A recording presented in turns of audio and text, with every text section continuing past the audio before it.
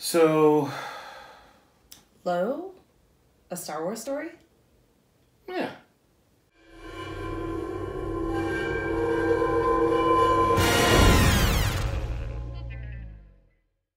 Hi folks, welcome back to Pop Pop Fizzle. I'm Jeff. And I'm Heidi. And we are here because we just got out of the movie theater where we saw Solo, a Star Wars story.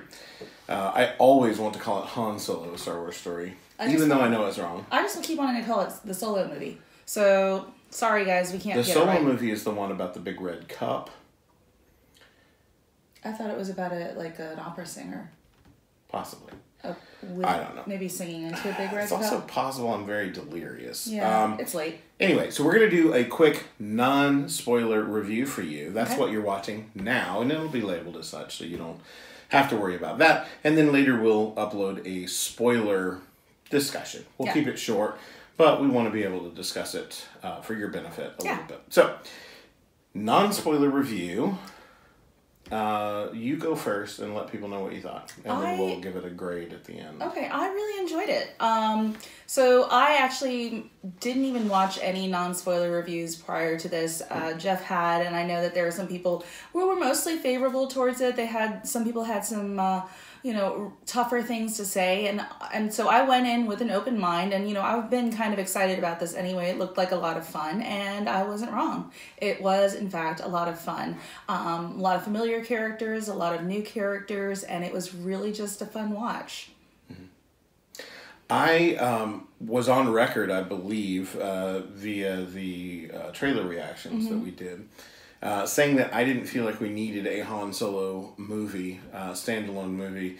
And I always feel that way about characters that are more mysterious. I feel like sometimes filling in their backstory it takes away from the overall mystery. And I think I use Boba Fett as an example of that. Boba Fett was a cool character. Everybody really liked the character, most likely because we didn't know that much about him other than he looked cool and he acted pretty cool in the little bit that we saw him in Empire and Return. I don't feel like we needed to know his backstory. Right, but we got his backstory because we got to see Jango Fett and we got to see Boba as a kid, and it just kind of took the mystery away and kind of lamed up that character quite a bit. So that was really my concern going into this, and then hearing reports early on about the difficulty with Lord and Miller and them being replaced by Ron Howard, and some of the stuff that went on the set and some of the issues that they had. So I was concerned about whether or not we needed it, but I was also concerned about everything from a production standpoint and whether this thing would work. I knew that Rogue One had been recut and some things had changed after it was filmed. Yeah. So it seems like they've had kind of difficulty getting these these standalone Star Wars films out of the gate without issue. Yeah, controversy. So I went in really skeptical and preparing to dislike. I assumed that because Ron Howard's a competent filmmaker that it would be a decent film to watch, to behold. I wasn't sure that I would enjoy the story, and I certainly wasn't sure that I would enjoy these actors that are filling in these roles that are familiar to us. I'm really happy to say that I enjoyed this movie, and I felt like as I watched it, for me, I think we've talked about this before, rewatchability is a huge thing for me. I've rewatched Rogue One several times, and I enjoy it. I really feel like this movie is going to be a more rewatchable movie than even Rogue One. Yeah. Aside from a certain character, we won't talk about that right now. I'll save that for spoiler discussion. Aside from a certain character that I just didn't have much use for, I really felt like it was a strong cast. I felt like the chemistry was there. And I felt like it was handled really well. I thought the story was a fun heist film. And that was all it needed to be. Yeah. And it didn't really ruin anything for this character for me. It was just a solid heist story involving this character. So I, shockingly, came away really enjoying this movie, and I had a thoroughly good time in the theater watching it. Yeah. And it felt like Star Wars to me. It did feel like Star Wars. It was really good. Which is really good. I mean, it was relieving that it felt like Star Wars, that there wasn't just crazy stuff that just would take you out and not be a Star Wars story. Now, you and I a while back did a video about division in fandom.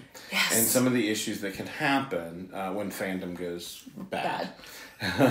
And I'll put a link to that discussion in the description below if you haven't watched that yet. But one of the things that we covered was how divisive The Last Jedi had been. Yeah. And I really hope that the naysayers who had an issue with that film, I did not. I was not one of them. I was not one of them either. But I hope that negativity doesn't influence the way people see this film. Yeah. Like my negativity going in had to do more with what I want from the Star Wars universe. I want to see new places and new things, and I didn't really want to dip into the well of characters that we knew really well. Yeah. But they handled it very well. I thoroughly enjoyed the movie, and so the movie itself overcame my thoughts going into it. I really hope, though, that fandom, that the naysayers on that particular side of the fandom don't let it sour their experience with this movie, because I think it's a worthwhile film, and I think it's a fun and enjoyable film. Yeah. So now we've come to the part where we're going to give it a rating, and the way that we rate films on this channel is we decide whether it fizzles, which means save your money, don't waste your time seeing this. It pops, which means it's definitely worth watching, but whether you catch it in the theater or whether you wait until it's on Netflix or Redbox or whatever, not sponsored, that's up to you, but it's definitely worth seeing when you get a chance. Or our highest rating is the double pop, which means run out, see it now, see it on the big screen, grab yourself a large corn and a soda, and check it out. So, Heidi, how would you, given that... Okay. So I would have to say, if you are a Star Wars fan, like even a casual fan, double pop. Absolutely go out and see it. I thought it was a lot of fun to watch. It was really great to see a lot of it on the big screen. Of course, the sound is always wonderful on the Star Wars films, so definitely worth it. If you're not a fan, it's still a great movie. And if you want to see what it's all about, you can wait, and that's okay. That would be a pop. So I hate to do it. It's like a pop and a half again. I do that. I'm sorry. But it really just depends on what kind of experience you want to have and what kind of background you have with Star Wars films. And the thing is, well, I mean, for me, double pop. I was in through the trailers, and I was absolutely willing to give it a shot. Like you, I don't necessarily need to know everybody's background story, but I had a hunch and I had a feeling that they weren't going to go that far. And from the trailers, it didn't look like it was going to do that. And so I found that I was pleasantly surprised, and it was definitely worth it. So double pop. I would really like to know my background story, but I don't think that movie's going to get made. No. But as far as this film goes, I would say that for me, it was a double pop. I wasn't expecting it to be... I assumed, like I said, that Ron Howard's a capable director. I assumed that it would be a pop for me, that I enjoyed it. But I really felt like elements of this movie need to be seen on the big screen to be fully enjoyed. Yes. Certainly the music, the score, all of that sounds better coming out of big theater speakers and having that surround you. So for me, the experience warrants going to the theater. So that's a solid double pop for me. So that's our non-spoiler review. We'll have our spoiler discussion up in a little while. You can find that here on this channel. In the meantime, if you like this video, hit that thumbs up. And consider subscribing to our channel. It helps us continue doing the things that we love to do for you, like trailer reactions, movie reviews, and silly little things like the really unhelpful movie review, which we dropped about a week ago. So you can check that out on our channel as well. Until next time, folks. Bye. Bye.